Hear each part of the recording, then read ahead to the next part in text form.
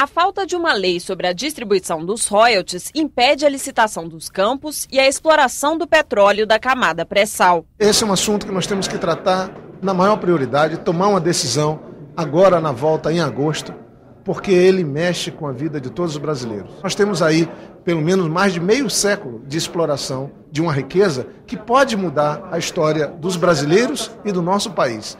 As reservas do pré-sal ficam entre 5 e 7 quilômetros abaixo do nível do oceano. Tem 800 quilômetros de extensão na costa brasileira e vão do Espírito Santo até Santa Catarina. A Petrobras ainda não sabe qual o tamanho da riqueza. O principal poço, Tupi, tem entre 5 e 8 bilhões de barris. Os royalties são a compensação financeira pela exploração de petróleo dada a estados e municípios produtores. No ano passado, na votação do marco regulatório para a exploração do pré-sal, o Congresso aprovou uma divisão igualitária de royalties entre produtores e não produtores, de acordo com os critérios dos fundos de participação dos estados e dos municípios. Além dos contratos do pré-sal, a nova regra também valeria para as áreas já licitadas. Um pré-sal a 300 quilômetros da costa não pode pertencer a uma única cidade, a um único estado. Portanto, ele pertence à nação. A decisão do Congresso provocaria uma perda drástica de arrecadação no Rio de Janeiro, Espírito Santo e São Paulo, estados que hoje ficam com a maior parte dos royalties do petróleo.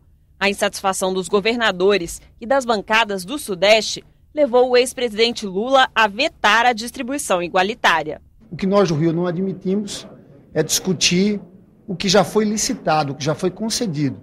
A discussão é daqui para frente. As regras do pré-sal. Lula enviou ao Congresso um projeto de lei propondo uma nova divisão apenas para o pré-sal, sem mudar as regras dos campos já licitados. Pelo texto, 34% dos royalties do petróleo produzido no mar são dos estados e municípios produtores. 44% ficam com os não produtores. 19% vão para o Fundo Social, administrado pela União. E 3% serão destinados a um fundo ambiental, a ser criado por lei. O presidente Sarney deu prazo até 15 de agosto para que os governadores, prefeitos e parlamentares cheguem a um acordo.